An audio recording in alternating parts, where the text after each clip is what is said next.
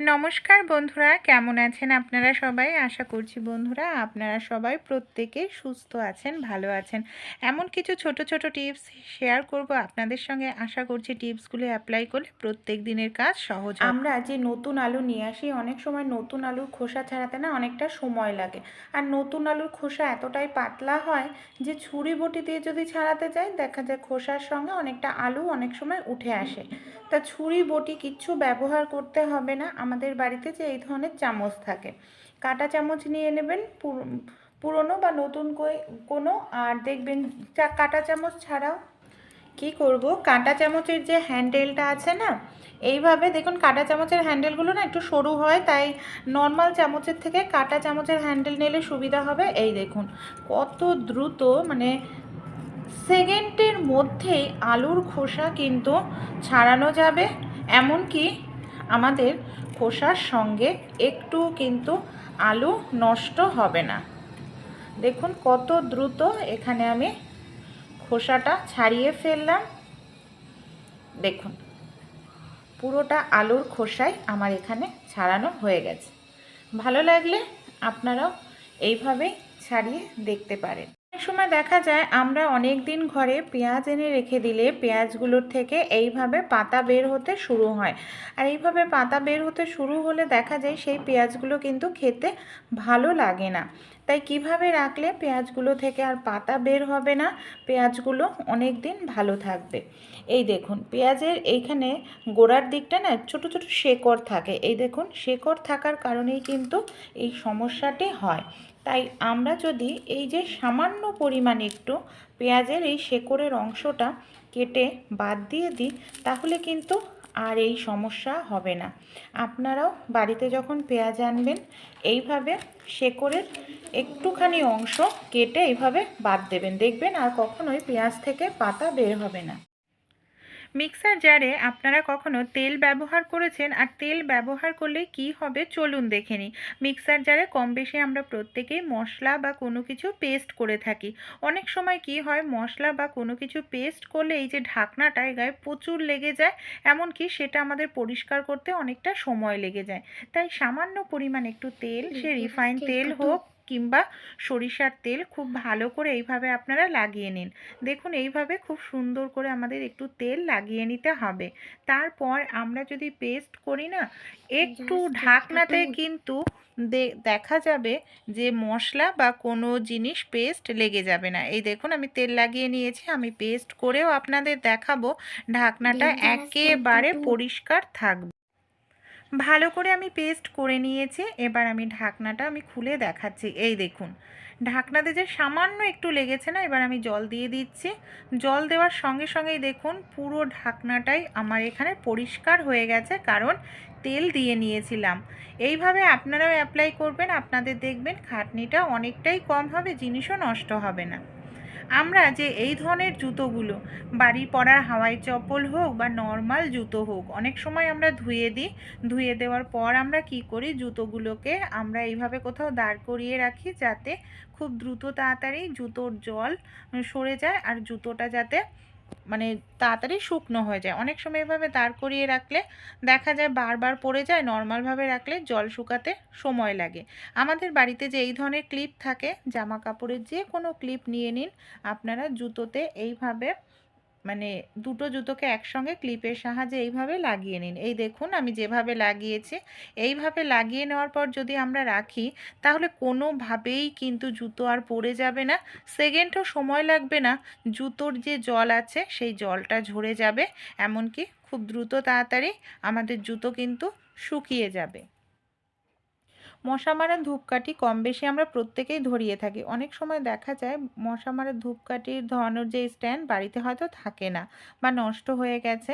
আমাদের প্রত্যেকের বাড়িতেই কিন্তু এই ধরনের নেল কাটার থাকে। পুরনো যদি নেল কাটার থাকে নিয়ে নিন, নেল কাটারের ভেতরের অংশটাকে বের করে নিয়ে এইভাবে দেখুন মশা মারা ধূপকাঠি রাখলে পুরোটা ধূপকাঠিই জ্বলবে, এমনকি কিছুটা জ্বলে নিভে যাওয়ার সম্ভাবনা থাকবে না, আগুন ধরানোর সম্ভাবনা থাকবে না। অনেক সময় দেখা যায় যে মশা মারার কয়েলগুলো ভেঙে যায়, সেক্ষেত্রে মশা মারার কয়েল রাখার স্ট্যান্ডে এটা দেওয়া যায় না।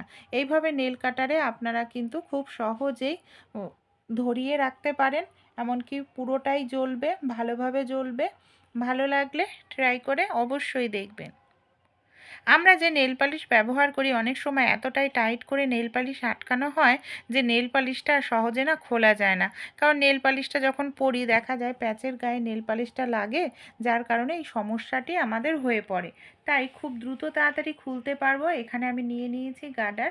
নেল পালিশের যে শিশি বা ঢাকনা আছে তার মধ্যে এইভাবে গার্ডারটা খুব ভালো করে আমাদের পেঁচিয়ে নিতে হবে। এবার যদি আমরা এইভাবে দেখুন খুলতে নিই একবারেই খুলে ফেলতে পারবো। আর যে টাইটভাবে আটকে যায়, যতই টাইট করে আটকাক এই সমস্যাটা কিন্তু আর হবে না। তাই ভালো লাগলে আপনারাও অ্যাপ্লাই করবেন।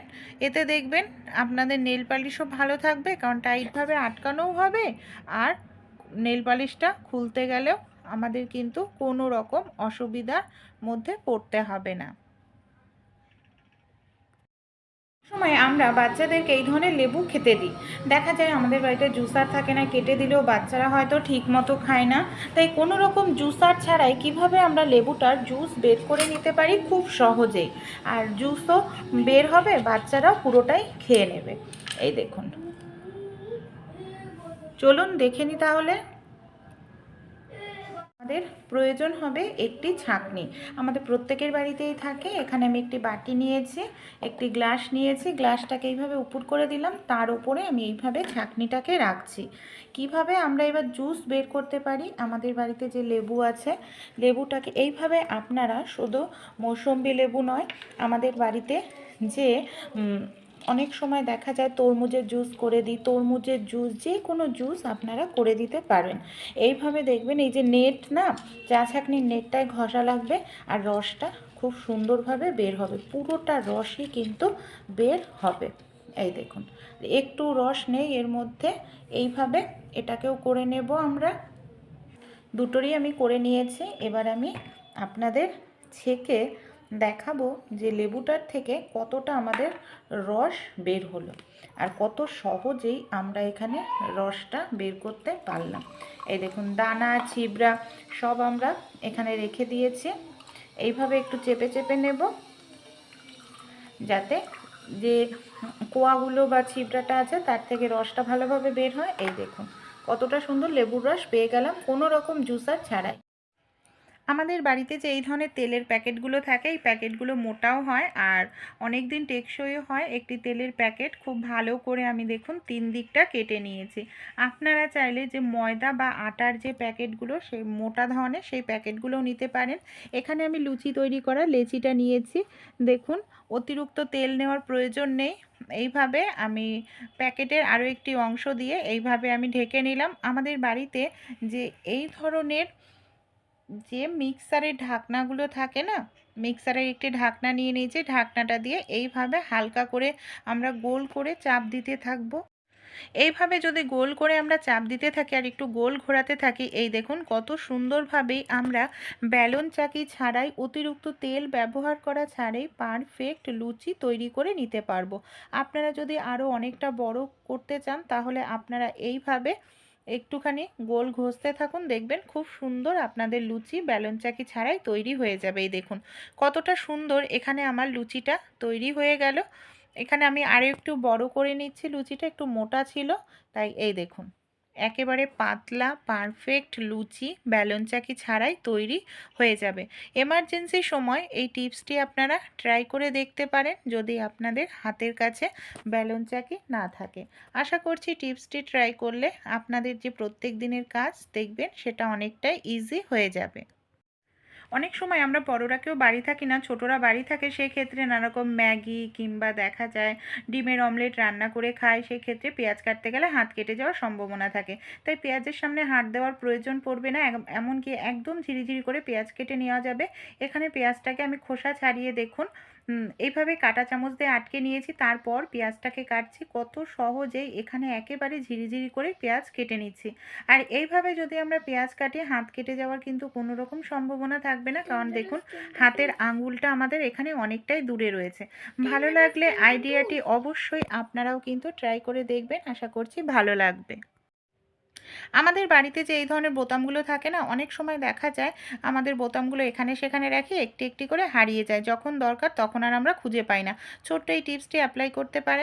একটি সেফটি পিন নিয়ে নিতে হবে, বড় দেখে সেফটি পিন নিতে হবে। সেফটি পিনের মধ্যে আমরা যদি বোতামগুলোকে এইভাবে গেঁথে রাখি, এই দেখুন একসঙ্গে আমরা কতগুলো বোতাম রেখে দিতে পারবো। আর এইভাবে রাখলে আমাদের একটি বোতাম কিন্তু হারাবে না, সবগুলো বোতাম একটি নির্দিষ্ট জায়গায় থাকবে, যখন প্রয়োজন তখন ব্যবহার করতে পারবো।